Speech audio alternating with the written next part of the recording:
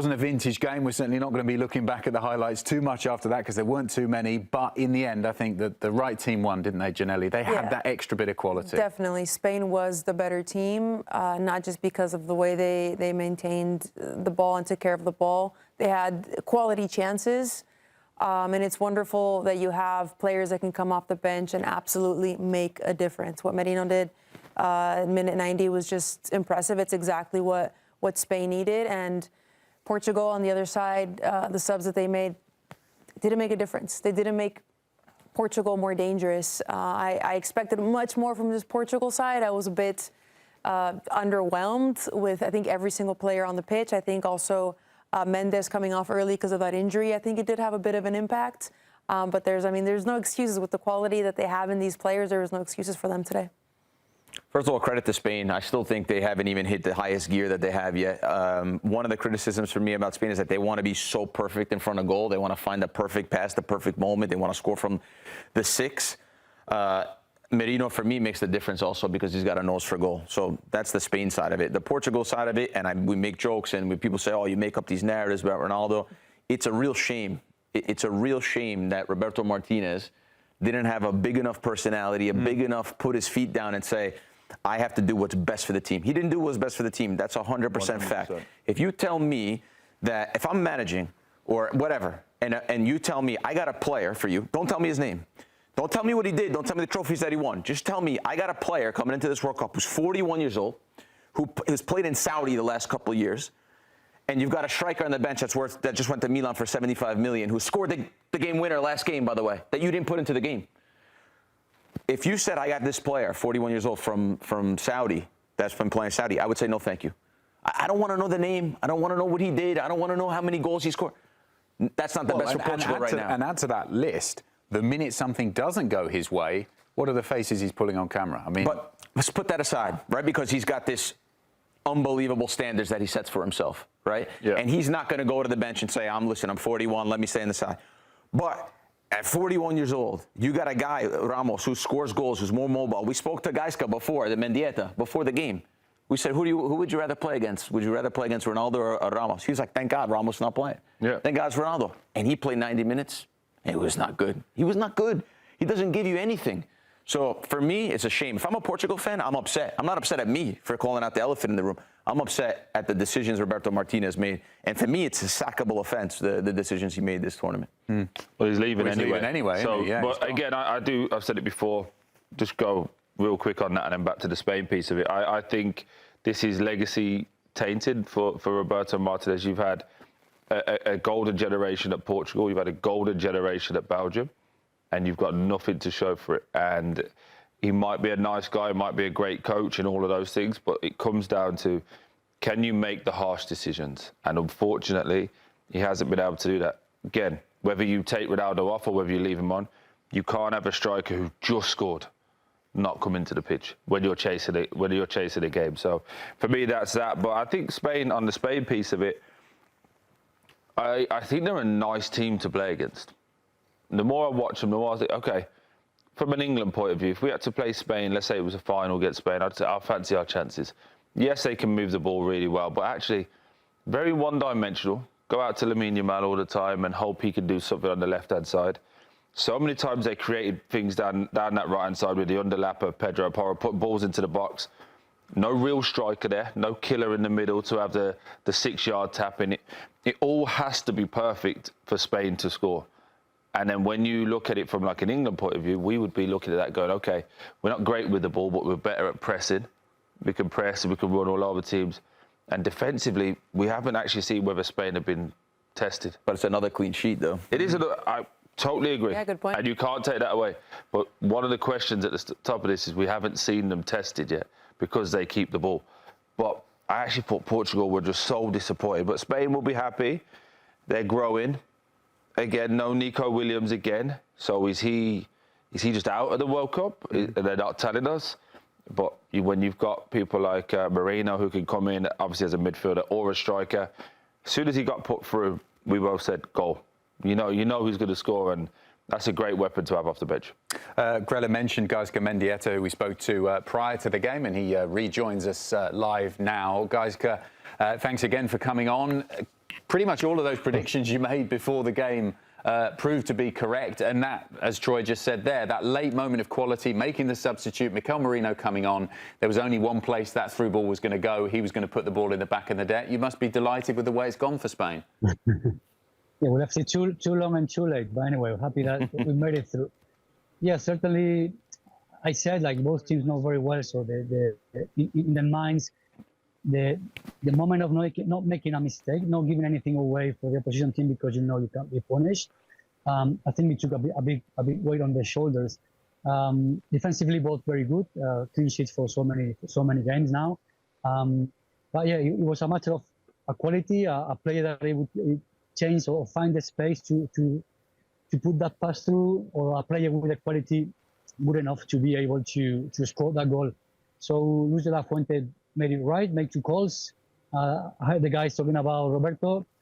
He did not make those calls for Portugal's side in terms of making changes to that really have an impact on the game. Luis made it. He brought Ferran and he brought Merino, both, you know, bring you the goal that he gets you into quarterfinals. So I think also mentioned about this before the game. Benches are so key nowadays in football. You cannot use them enough to improve things. Maybe sometimes to improve something, to shake the team up, to find something that is not working for you.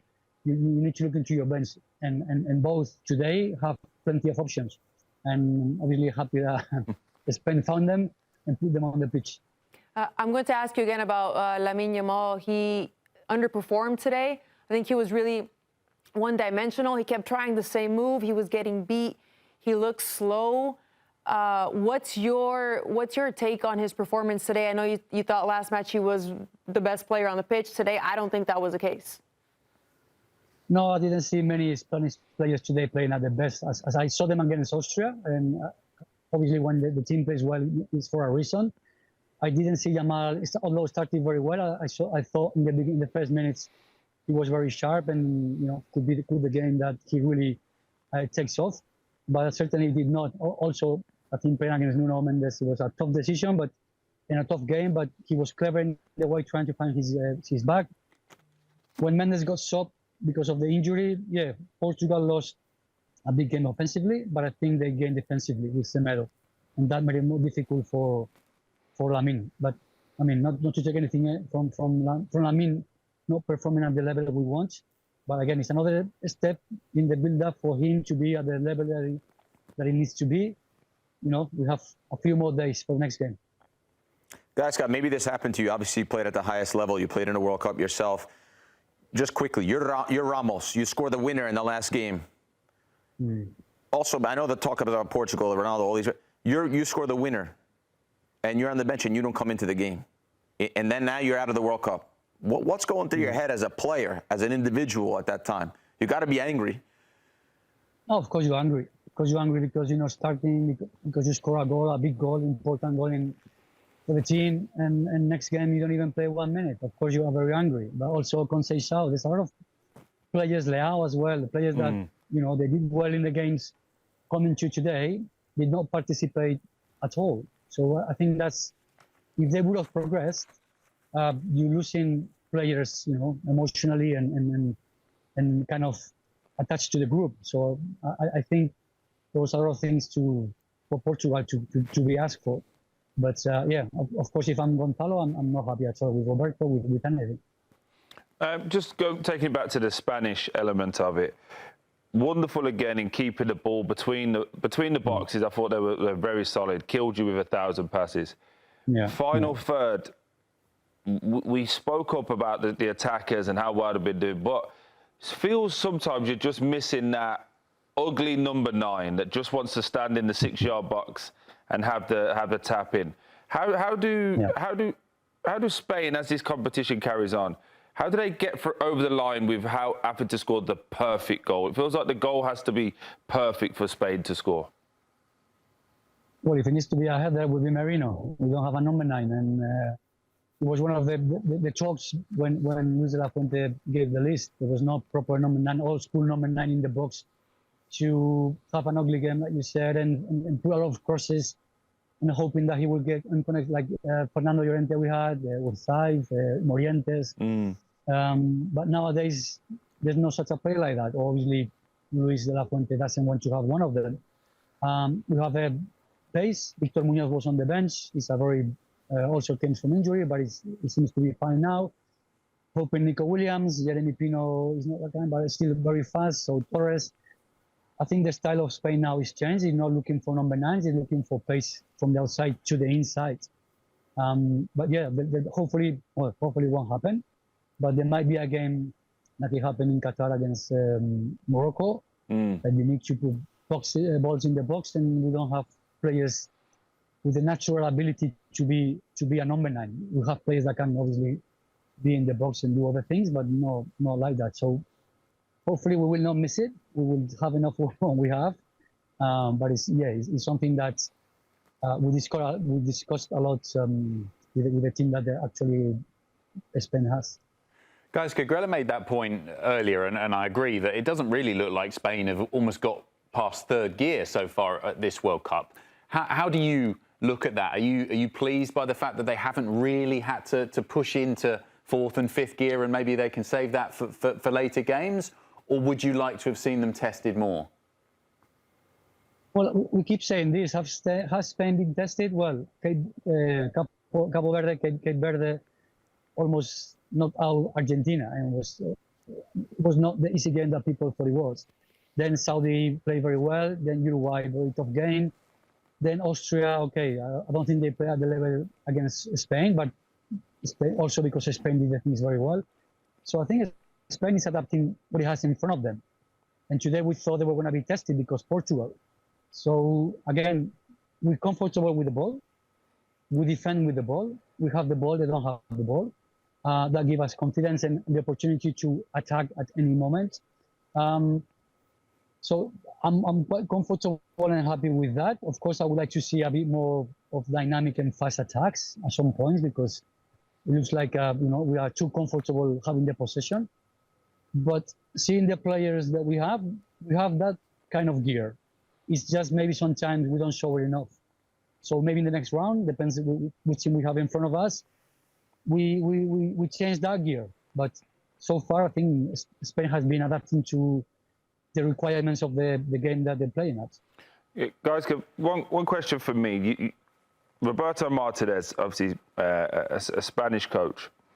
What's his legacy now? Because he would have the Portugal golden generation.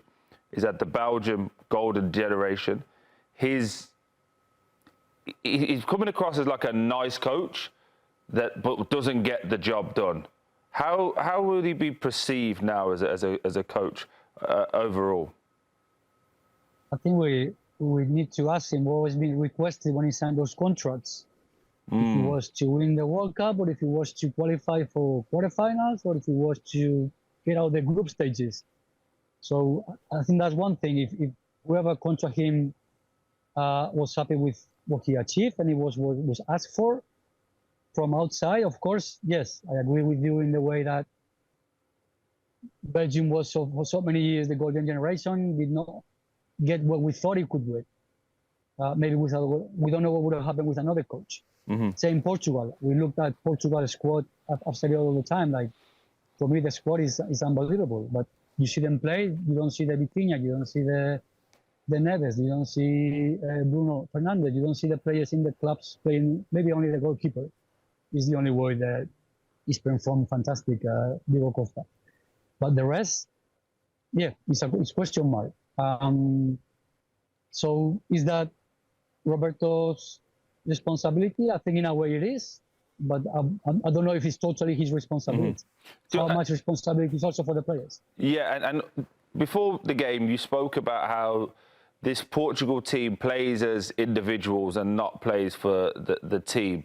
Can you just expand on that in terms of how you see it? Yeah, the other way around. So Sorry. I see the individual. Yeah, like meaning, I see Vitinha. I see the squad, the lineup. Wow, it's like these guys in the clubs are the captains, are leaders, are players that decides games.